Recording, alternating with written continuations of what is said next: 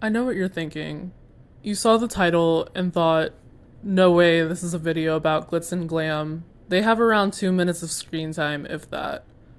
And you're right, it's not. This isn't a video about Glitz and Glam. This is a video about Fizz. Seriously though, this is a show about death! The reason I'm focusing on Glitz and Glam is because how they're written and the way they are used in the story to highlight Fizz's insecurities as well as call attention to the expectations other characters have for him is genius. Let's go to the beginning of the episode where we have, I'm sorry, I don't remember the names of creeps, so we're gonna call him Green Shirt. Green Shirt showers him with compliments, and we can see Fizz appreciates it, but the alarm bells are going off. I mean, me too, and everyone else in the world. Green Shirt says, after seeing your shows, I wanted to get into clown performing too. Fizz has a little bit of hesitation here because I think this is what he ultimately wants. He tells Ozzy Mammon has been his idol since he was 5. It's safe to assume Mammon is the reason Fizz got into clowning in the first place. And Fizz wants to emulate Mammon not for the fame or the fortune, but because he actually gives a shit and wants to inspire other people like Mammon inspired him. When Blitz gets in Green Shirt's way and Fizz politely rejects him, he attacks Fizz as a performer. Even though he's clearly bothered by the creep factor, I mean, who wouldn't be? The comments about him as a performer hit him at his core because he immediately asked Blitz, what if my acts are trash? What if I'm never good enough? Hey. This scene does an excellent job of establishing Fizz will ignore the harassment as a way to cope, but he can't shake the harsh criticism about him as a performer. Also, listen to the music here, when Fizz starts to tell Blitz about his dreams. I just love that he's giving someone new the chance to be in the spotlight. He's an inspiration. Well, he's definitely something all right. I mean, I don't know, was it worth all our Make a note of that, because we will come back to it. I promise, we will come back to it. Write it down. We cut to the present where Oz and Fizz are talking.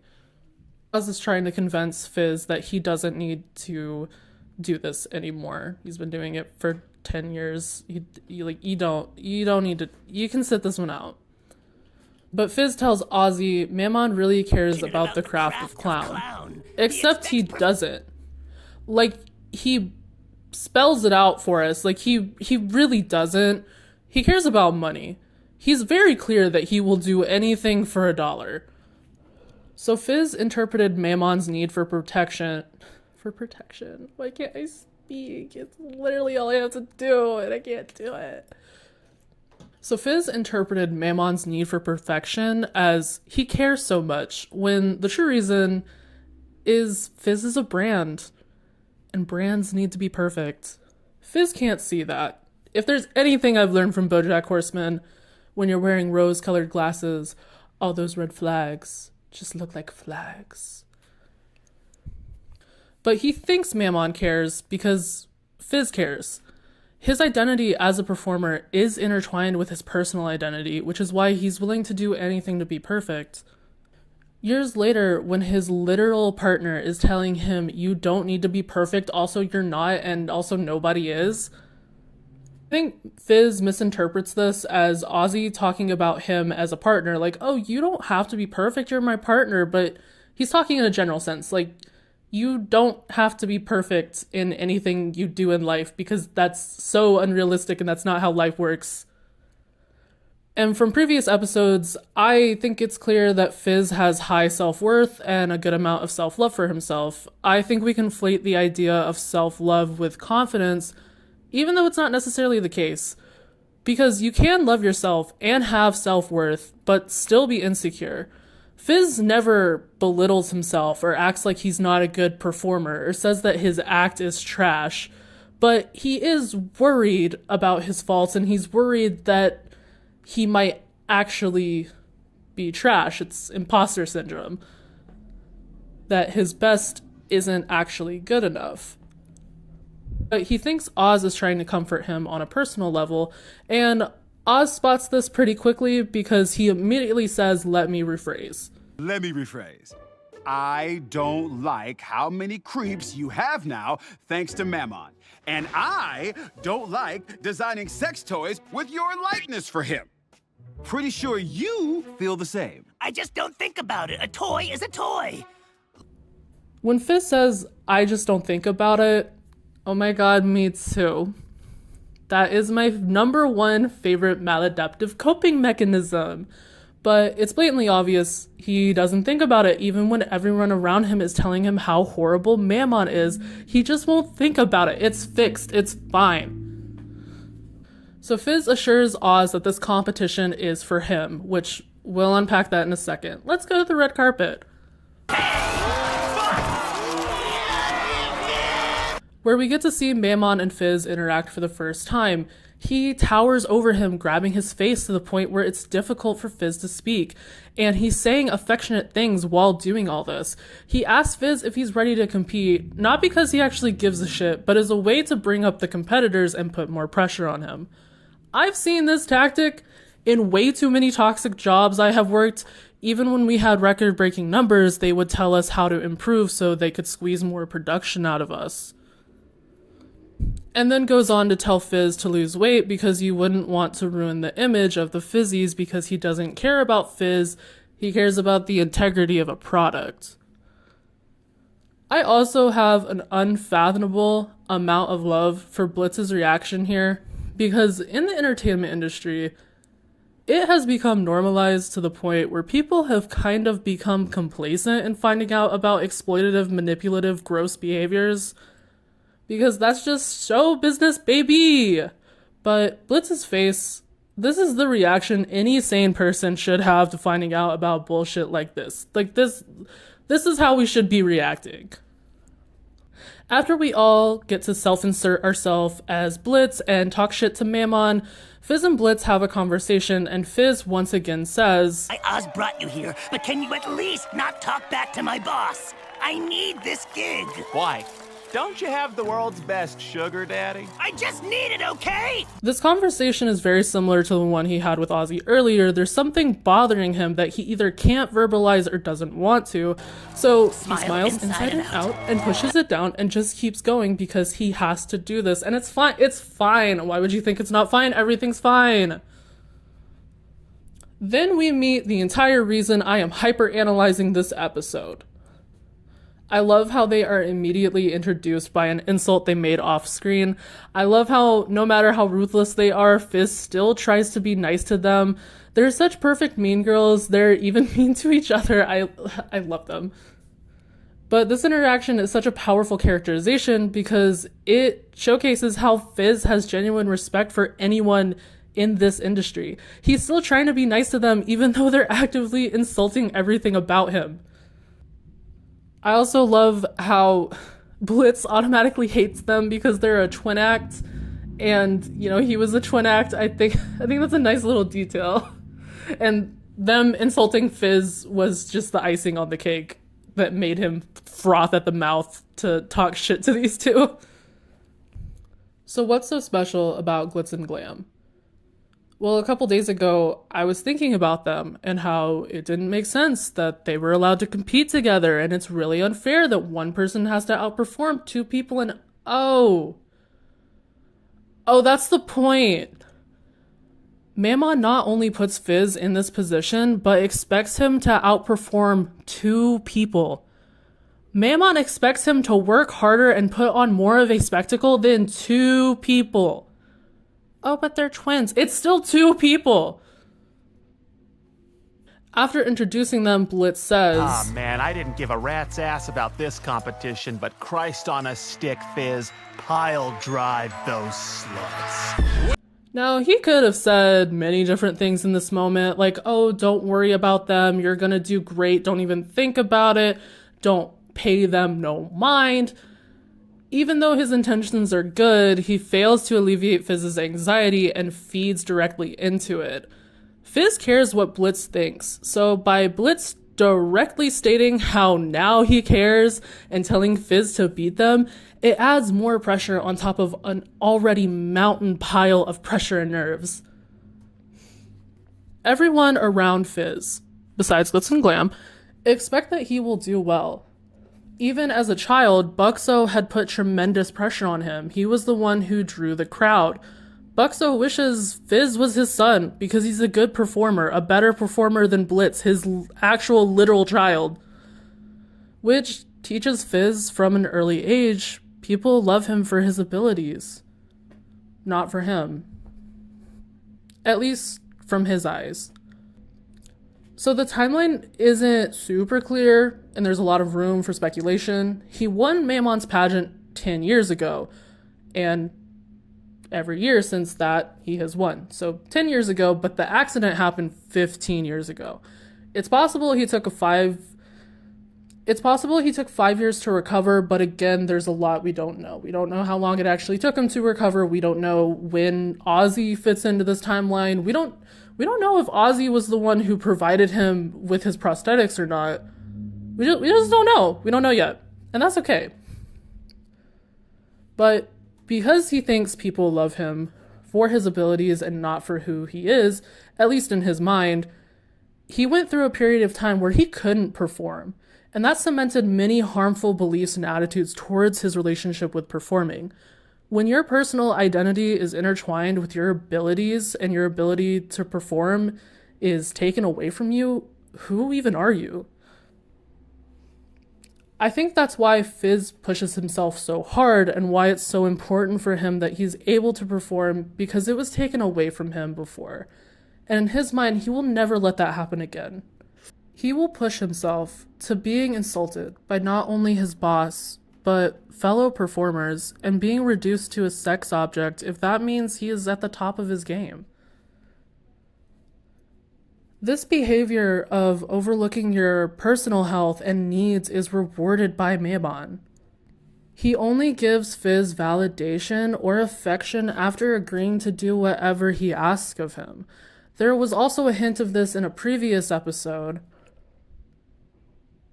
Ozzy is doting over Fizz like, oh my god, my poor boyfriend, he just got kidnapped, and also one of your arms doesn't work. Wow, that's pretty rough, not gonna lie. But Fizz reassures him, don't worry, you know I bounce back. When I first saw this, I thought it was just an innocent, like, oh, don't worry too much about me, but now that I have the full picture, I'm realizing that Mammon is teaching him to ignore his needs, while he has people like Ozzy and Blitz who are actively trying to advocate for him. And these two ideas are in constant conflict with each other.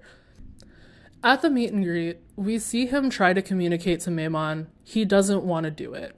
Even when Mammon is insistent at first, he tries to stand his ground, but then Mammon goes on to say, please, just do this one thing for me. If you've had to deal with narcissistic abuse, I am so sorry, but to those who haven't or aren't familiar, let me translate. I've done so much for you, so can you please just do this one little thing for me? That's what Mammon's saying. Fizz is trying to get through this meet and greet as fast as possible. He obviously doesn't want to be there. There's a moment where he looks to the side and sighs, and I think in this moment he was wondering if any of this is worth it. And that's when we get this masterpiece of a scene. Because there's no spoken dialogue, you focus in on the music, and if you listen, the music playing here is the same exact music that was playing when Fizz was talking about his dream to Blitz. After his interaction with this fan, his name is Oliver, by the way, his attitude clearly changes. He's more happy because he's reminded this is why he wanted to do this in the first place. He wanted to inspire other people to get into the art of clown, the way Mammon did for him when he was younger. And then, of course, immediately after, we get the return of Green Shirt. This scene might give you emotional whiplash, especially on the first viewing, but that's the point. It captures the insane highs and incredibly low lows of being a celebrity. You will have amazing, once-in-a-lifetime opportunities and experiences only a few people get, but you also have to deal with that. And why? Why does it get to this point? What Green Shirt said in their first interaction was so hurtful because he was hurling Fizz's own insecurities at him. And now Even after having a great moment with Oliver, it's all shattered by Green Shirt throwing his insecurities in his face again, while being a creepy jackass about it. It subtly reinforces Mammon doesn't give a shit about Fizz because, one, he lets anyone willing to pay up close and personal with Fizz. You could argue that Green Shirt didn't pay, but did you see Mammon guarding that freaking paywall? Like, he paid. Two, he doesn't have any security for him. The only reason Glitz is there is because Ozzy asked him to be. Think about how insane that is. Even if you're as manipulative as Mammon, even if you do not give a single fuck, your prized brand figure doesn't have security. Like how Blitz tries to check in with Fizz, but is shoved away. This represents again how manipulative Mammon is by stripping Fizz of anyone who gives a fuck about his well-being. How am I going to continue to exploit you when you have people in your ear telling you how bad I am? It's just not fair. He quickly looks over Fizz, but in a way that someone would check for damages to a product. He then asks the loaded question, "Are you okay?" Which, what he really means is, you better be okay. The only reason Mammon checked on him in person in the first place is because this was a public interaction. Had this happened in the dressing room or outside of the meet and greet, Mammon wouldn't have come there. He just wouldn't have. Blitz has a heart-to-heart with Fizz, and he tries convincing him that he can just drop this. He doesn't need to do this, but Fizz insists he has to do this, and he has to be good enough.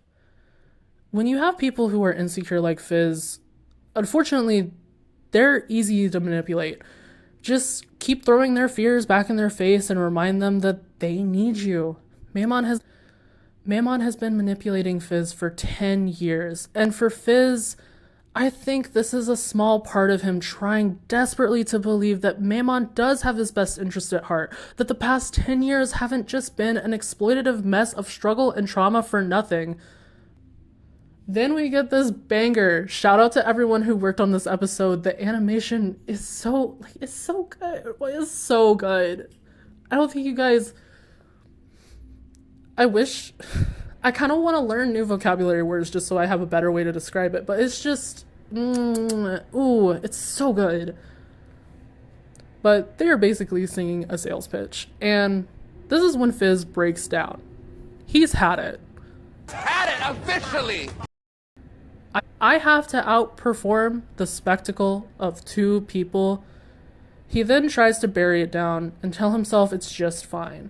This is very paradoxical because when you're trying to stop freaking out because you have to go do something that's freaking you out, it just causes you to freak out more. And he has been doing this just conceal, don't feel routine all day, and there comes a point where you snap. And you can't hold it anymore. Emotions eventually have to come out. At the point his body literally can't contain it anymore. After Ozzy finds him and tries to talk to him, Fizz says it's not just for Mammon. And Ozzy retorts, but the only reason why you think you have to be like this is because of him. Then Fizz finally explains,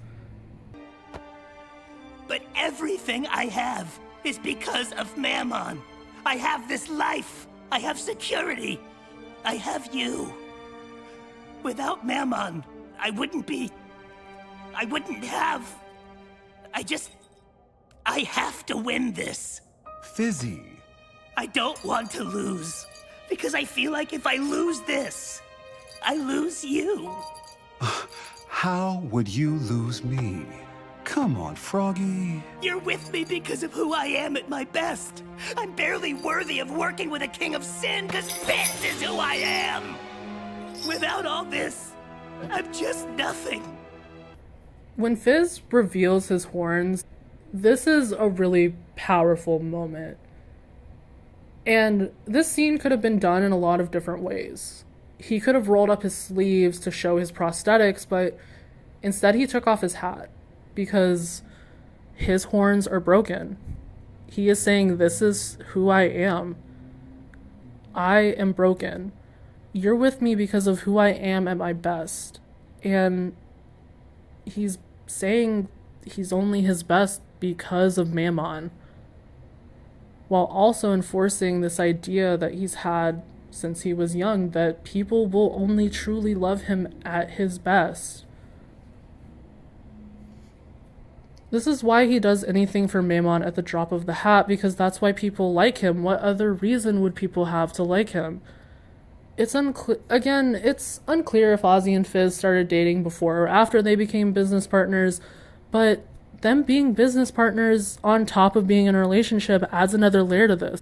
If he isn't as popular anymore because he doesn't win the competition, will that mean Ozzy won't want him to perform at his club anymore? And thoughts like this have been circling Fizz's head, which is why, even though it's irrational, he jumps to the conclusion that if he doesn't win, he's going to lose Asmodeus. Because logic fueled by anxiety most of the time isn't logical. Can we give a round of applause to Ozzy for his response? Mammon didn't do shit. You already were this. You'd be this no matter what. I love that Fizz's reply is, it's hard to trust that. Even when we have people in our lives who love us for who we are, when you have securities that have built up for as long as Fizz does, it is a constant battle to work through them and heal from them. I really love how it wasn't just a 1, 2, 3, Ozzy said something and now it's fixed. Fizz still has things to work on, but now that he's opened up and he has a support system, he can start to heal, and it'll be a much easier process than if he was doing it alone. And realistically, he could have had this conversation with Oz from the very beginning. But imagine you're in his place for a second. You have all these fears, and you open up to the person, and all these things that you've convinced yourself are true. What if you open up to them and it turns out it is true? This person is just with you for the gain. It's especially not surprising after we see him repeatedly try to voice his concerns to Mammon only to be shut down or degraded. It took him to get to his absolute breaking point before being able to verbalize what was going on inside his head, and that is so real. Then get Crooked. I love Crooked. I really love Crooked. I love it so much. Songs about people loving each other despite all their flaws, and because of their flaws are just... I like it. That's all I'm gonna say, is that I like it. Now, on to one of my favorite songs of the entire series. Not the episode, the series. I love the little detail of Fizz's cigarette being lit with blue flame. That's Ozzy's flame. I love the attention to detail in the show. The very first line of the song is, "I have wasted time." He realizes his time working with Mammon wasn't building up to anything. It was just year after year of fuckery. Here I stand at the top of the world with some bitches to defeat. I'm not saying that Glitz and Glam are the main reason he stood up to Mammon, but they were, I think, the final nail in the coffin for Fizz. He's done more than enough to prove that he is worthy of the position that he's in, but he still has to compete. It's just another way for Mammon to manipulate him and continue to exploit as much labor out of him. Mammon's basically saying, I can replace you at any point in time, so keep doing your little song and dance for me, or you're cut. But I truly think that having to compete against these bitches, having to outperform two people who blatantly do not care about fans, or being a good person, or competition, or the craft of clown, they just care about the same things Mammon cares about. Being a brand and making as much money as possible. I think that's what truly made Fizz say enough is enough. And because he had the support system of Blitz and Oz in his corner, he was able to do that, and it's so gratifying. In the song, he rips off his collar and rips off other parts of his costume. This is supposed to be representative of him being free and, like, taking off the chains, but I also wonder if Mammon tried to cover up the fact that he was in an accident. He obviously has robotic limbs, but he exposes his stomach, and up until this point you could have said, oh, his face is just makeup, but I think exposing that part of himself to the audience was his way of showing, oh no, these are scars. I think that was just a little extra fuck you to Mammon. It was a nice little detail. I might be wrong, but I like it. He doesn't have his collar anymore. He's speaking the truth and not being smothered. I also love how the song is vague enough where the audience doesn't really know who it's about until towards the end where he sings,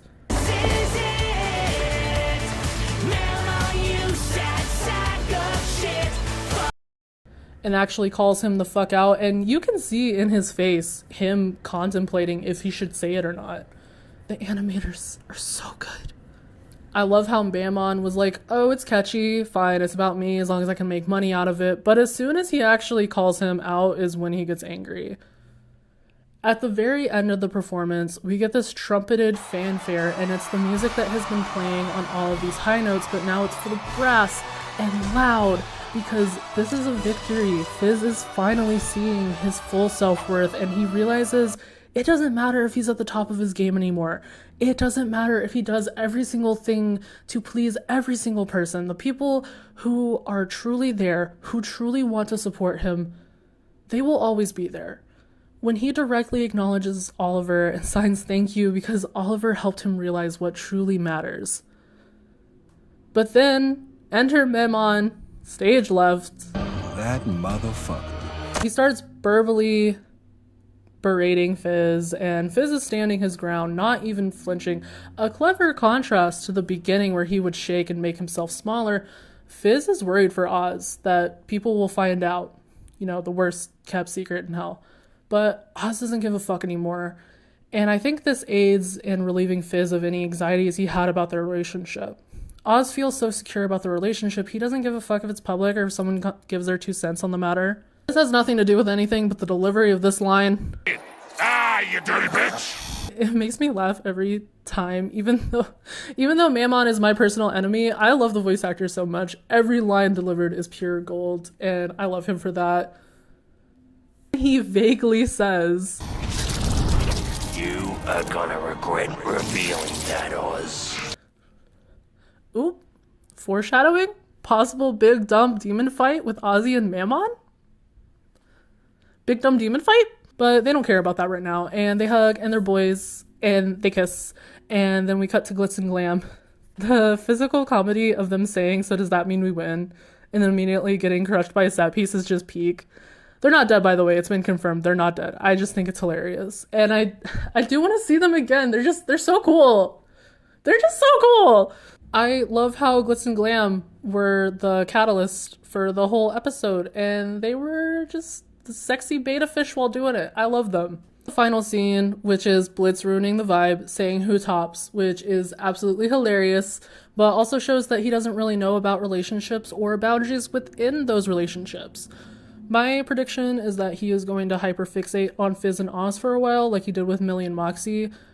I don't think they're gonna be poly. There's like a big ship right now that is the 3-way between Oz, Fizz, and Blitz, at least on AO3. Yeah, I read fan fiction. What? You gonna fucking stone me? I like fan fiction. I don't have new content right now. I'm reading fan fiction. Sue me. Throw a stone through my window. See if I care.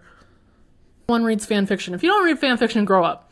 All this to say, I don't think that they should be a 3-way. Because I think it'll ruin Blitz's character if they do. If you want me to make a video about that and talking about that and why I think that, let me know. Alright, final thoughts. This episode was a masterpiece. I watched it at least 3 times while making this video, and I'm still not tired of it. I still love it. I have probably memorized every single line by now. I really love Vizzy's character design. I love how Glitz and Glam look like beta fish, and I love how they look really smooth and they glisten, but they're also really predatory and sharp and jarring. It's just so cool. In case you couldn't tell, Fizz is my favorite character. And I love writing about him and talking about him. I love how his character... Not the bottle dropping. I love how he is a character that not only I can relate to, but other people can. And I just have so much love for the show and the characters and the people who make it and the people who watch the show. I want to give a huge shout out to my friend Annie and Cheese. They helped me with the writing process a lot. I had them read over my rough draft and give me any comments or feedback, tell me where things were confusing or didn't make sense. And they're really great friends and they love Hello Boss and I really appreciate them. Here are some of their socials. There are links below. Cheese has TikTok and Annie has a vintage shop on Instagram. It's really fun. Support vintage shops. It's good for the environment.